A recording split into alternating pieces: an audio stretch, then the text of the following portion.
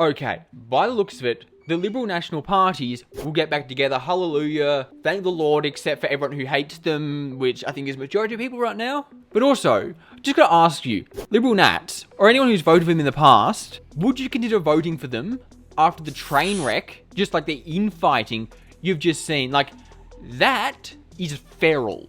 That should be put down. Like, if that was an animal, I would shoot it. Like, it's wriggling with rabies. And also, just remember, no one should vote for a party which can't even get its own house in order. Why should anyone expect you to be able to run a country? Like, you're proving day after day why Australia chose the right man. Because imagine if this guy, Susan Lee, was running the country right now.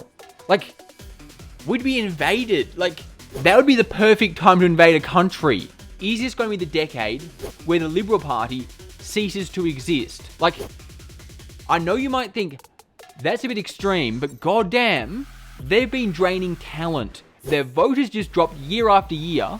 Like, sure, you can say people have gone away from the major parties, but really, have they? I think what's really happened, why the major party's share of the vote has dropped, is because the Liberal Party's share of the vote has dropped. Like, if you actually average everything out, it actually shows, Labor's primary vote is pretty stable, like 37, 35. It's pretty much been that for most of the years. 2022 was a bit of an anomaly. But the Liberals went from like 45 to 30. That's a 15% drop in a decade. I don't think people are fed up with major parties. I think they're just fed up with the Liberals.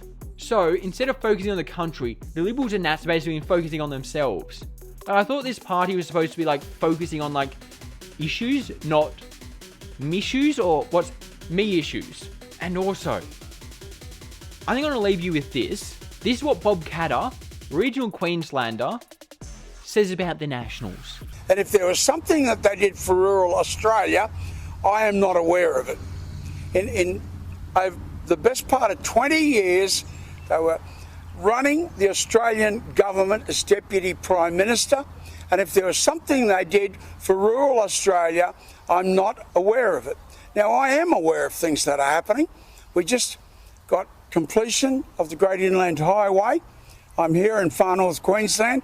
We produce 15% of Australia's fruit and vegetables up here in the salad bowl of Australia, and we've just cut 1,800 kilometres off the round trip from up here to Melbourne markets and backloading for their temperate fruit. That is fantastic breakthrough. Well, I'm sorry, Mr. National Party, you were the transport portfolio and you did absolutely nothing. The first grant for that came from Albanese. The last grant that came for that was from Albanese. That's a regional Queenslander saying, God damn, I prefer the inner city lefty elbow to the Nationals.